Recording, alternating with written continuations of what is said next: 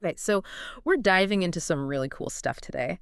Some of you have shared some material on like the foundational patterns of Zentangle, and that's what we're gonna like explore. Yeah. And think of this as like your shortcut, like Right. we're gonna like distill it down. You don't need to take a whole course or anything like that. We're gonna Yeah. give you like the core ideas so you can start using them and start creating right away. Yeah, it's about like getting to the heart of it quickly, Yeah. like understanding the essence of these four key patterns and how those simple elements can lead to some pretty amazing results. And like meditative too, right? Like, Oh, absolutely. The meditative aspect is mm. huge. I think that's something that draws a lot of people to Zentangle in the first place. Yeah, and what's so cool is that these four patterns, we're going to talk about Crescent Moon, Holibaugh, Printemps, and Florz. Yeah, those are like the classics, They are the OGs of Zentangle. the OGs. Yeah, and often the very first ones that people who are new to it learn.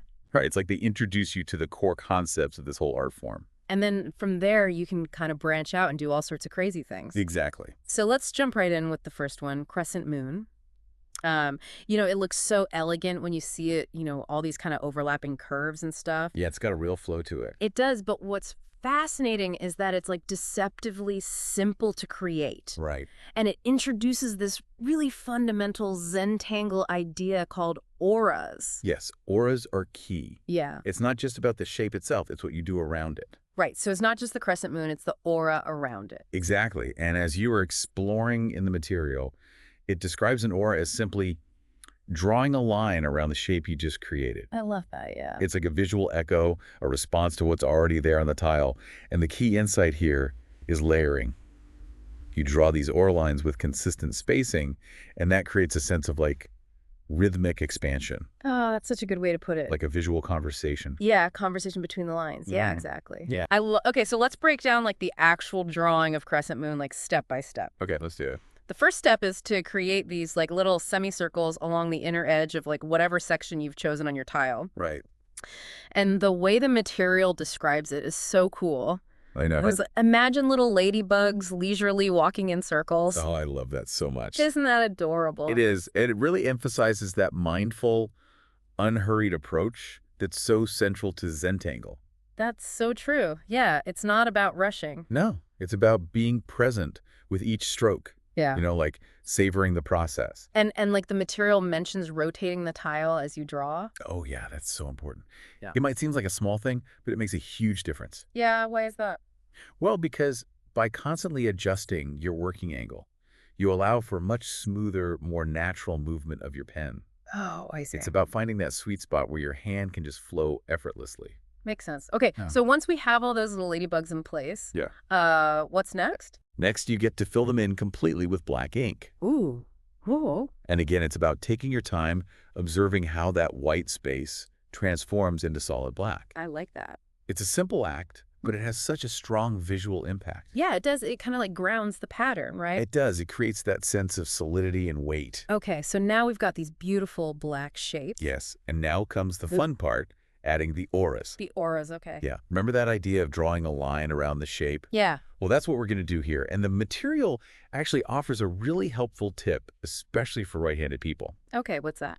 It suggests positioning those black shapes to your left as you draw the aura lines, because that gives you better visibility. Oh, that makes sense. Yeah, because you're not like blocking your view with your hand.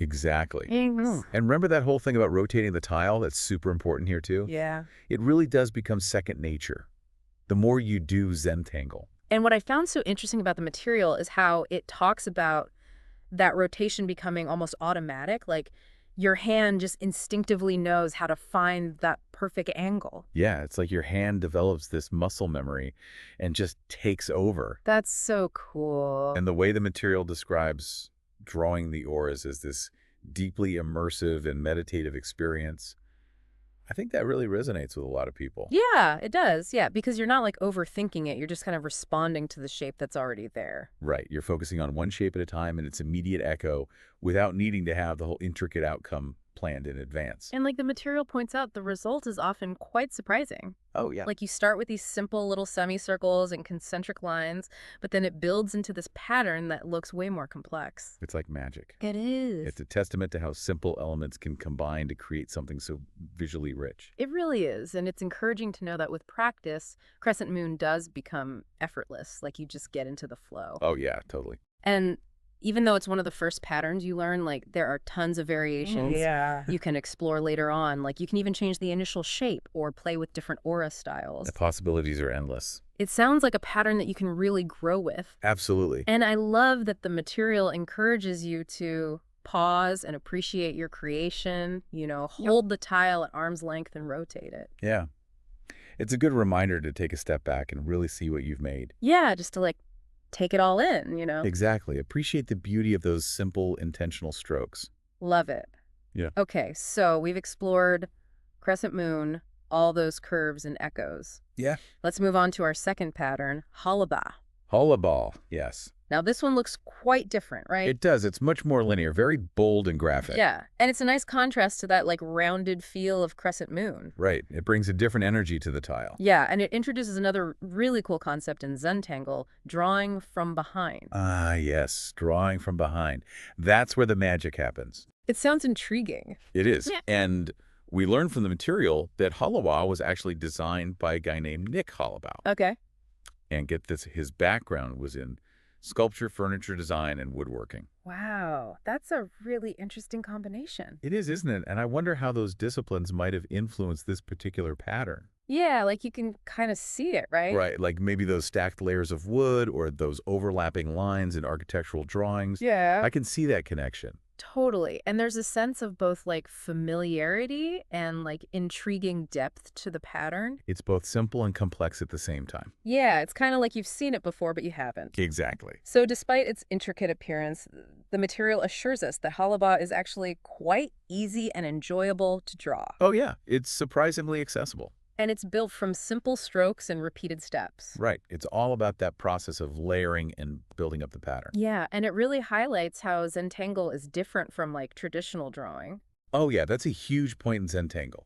You don't have to worry about creating perfect lines or realistic representation. Right. It's more about the journey than the destination. Exactly. It's about letting go of that need for control and just embracing the process. I love that. And the material mentions Nick Holibaugh's process of like deconstruction and playful reconstruction. Yeah. And that really speaks to that kind of inventive, almost improvisational spirit within Zentangle. It's like you're breaking things down and then building them back up in a new way. Exactly. So, okay, let's break down how to actually draw this drawing from behind marble. Okay, let's do it. The first few steps are pretty straightforward. Yeah, they are. You choose a section on your tile, Right. draw a straight line across it, and then draw a second parallel line right next to it to create like a plank-like shape. Yes, like a little plank of wood. Exactly. Okay, and then what? Then comes the twist, literally as you rotate your tile, to draw another straight line at a different angle. Okay. Now here's where the drawing from behind comes into play. Oh, when this new line reaches that first plank, you lift your pen. Skip over the plank and continue the line on the other side. Oh, I see. It's a simple action, but it creates this really cool visual effect. Yeah, it's like an optical illusion, right? Yeah, it's like one line is magically passing underneath the other. Yeah. And then to enhance that illusion, we add an aura to that second line. Exactly, the one that went behind. Right. And that little shadow line makes all the difference. It's so clever. It is. It adds depth and dimension to the pattern. Yeah. And the instructions say to keep drawing these planks at different angles and even vary their widths. Right. You can get really creative with it. So even though it's a striated pattern, you still have a lot of freedom. Oh, absolutely. It's all about finding that balance between structure and freedom. I love that. And we'll touch on variations later, but even this basic Holibaugh pattern, Yeah. it's so visually striking.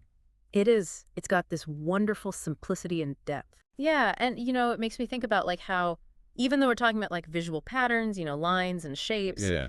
it's like there's this deeper concept of like layering and depth that applies to like other areas of life too.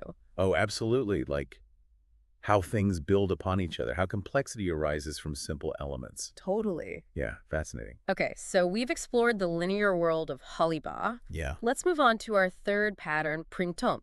Printemps. I love this one. Me too! And it sounds so pretty, Printemps, and the material reminds us that it's French for spring. Right, a perfect name for a pattern that feels so light and airy. It is, and it's described as a simple spiral pattern. Yeah, beautiful flowing spirals. And the material suggests that these repeating swirling lines can really help to focus the mind and bring a sense of joy to the drawing process. Oh, I totally agree. There's something so calming and mesmerizing about drawing spirals. Yeah, I can definitely see that. And it's like that rhythm, that repetition that helps to quiet the mind. Yeah, it's like a visual mantra. Okay, so let's get into how to actually draw Printemps. Okay, so you start in the center of your chosen section with a small dot. Okay. And then you just spiral outwards from that dot, creating increasingly larger loops. Okay. And the key here, much like with the auras in Crescent Moon, Yeah. is to try to maintain a consistent spacing between those spiral lines. Right, so that principle of even spacing comes up again. Exactly. It creates that sense of harmony and balance. So it's even though these patterns look different, there are these underlying concepts that connect them. Absolutely. That's what makes Zentangle so fascinating. Yeah, you start to see those connections everywhere. Yeah, it's like a secret language. It is. Okay, so what happens when these expanding spirals start to bump into each other on the tile? Ah, great question. Well, that's where we can bring back our friend drawing from behind. Oh, yeah. So if a new spiral you're drawing is about to intersect with an existing one, you just lift your pen, skip over that first spiral, and continue the new one on the other side. Voila. It adds that extra layer of depth and interest. It's so cool how techniques from one pattern can be used in another. Exactly. It shows how these foundational patterns really build upon each other. And once the section is mostly filled with these swirling lines, the material suggests filling in any small gaps that might appear between the spirals with black ink. Yes, that's a great tip. It sounds like that would really make the white spirals pop. It does. It creates a really dramatic contrast. Yeah, and it gives the whole thing more of a three-dimensional feel. It's like you're adding shadows and highlights. I love that. Okay, we've explored spirals, we've explored drawing from behind, we've explored auras. They've covered a lot of ground. We have. So we are now at our fourth and final foundational pattern for this deep dive, Florz. Florz. Yes, bring on the Florz. Now, I always love learning about the inspirations behind Zentangle patterns. Yeah. And this one is said to have come from something so ordinary, classic kitchen floor tiles. Isn't that cool? I love that. Yeah, and the material also mentions seeing similar designs in textiles, architecture, ceramics. It's a very versatile motif. Yeah, and it really highlights that idea that inspiration can be found literally anywhere. Absolutely. You just have to open your eyes and look around. So true. So to draw Florz, we start by creating a grid within that final empty section of our tile. Right, a nice simple grid. And the material points out that these grid lines can be straight or even slightly curved. Oh, yeah, that's a good point. You can add a bit of a whimsical touch with those curved lines. It's like you can choose how structured or organic you want it to be. Exactly. Okay, so once the grid is down, what's next? At each intersection of those grid lines, you draw a small square or a diamond shape Okay. and make sure to align them neatly with the lines of the grid. Right, so they're all perfectly lined up. Exactly, nice and precise. And then comes the key step that really brings Florz to life. Yes, the moment of transformation. You fill in those little squares or diamonds completely with black ink. Yes, that's the magic touch. And the material explains how this makes the underlying grid intersections almost disappear. It's like they vanish into the background. And it creates this really striking pattern. It does. It's all about that play of light and shadow. I can just imagine how those solid black shapes would look against the white tile. It's a powerful visual statement. And just like the other patterns, Florz has tons of variations. Oh, yeah. Endless variations. The material encourages experimentation, like blending it with other patterns, using those curved grid lines, adding auras around the filled squares, or even incorporating shading. You can go wild with it. It really sounds like a pattern that you can just have fun with. It is. It's an invitation to play and explore. And there are even examples of Florz variations available in the material. Oh, that's handy. It's like they're giving you permission to break the rules. Exactly. There are no rules in Zentangle, only guidelines. Okay, so we've explored all four of these foundational patterns. Yeah, it's been quite a journey. Crescent Moon, which introduced us to auras. Right, those echoing lines. Holibaugh teaching us the technique of drawing from behind. Such a cool technique. Those calming spirals of Printemps. So meditative. And Florz inspired by everyday grid patterns. It's amazing how something so ordinary can become so extraordinary. It really is. And it's pretty incredible to think that By understanding these seemingly simple elements, our listeners now have this solid foundation for creating their own intricate and meditative artwork. Yeah. It's empowering, isn't it? It is. It's like you don't need years of art school. Nope. Just a willingness to experiment and have fun. And as the material wisely points out, there are countless variations to each of these patterns. Oh, yeah. The possibilities are endless. So keep exploring, keep experimenting, keep discovering your own personal style. That's the beauty of Zentangle. Yeah, it's a lifelong journey of creativity. Absolutely. So as we wrap up this deep dive into these foundational Zentangle patterns, I want to leave you with this thought. Consider how the act of intentionally creating these simple, repetitive strokes, Yeah. whether it's those echoing lines of auras, the straight lines that go behind those expanding spirals, or the deliberate filling in of grid intersections.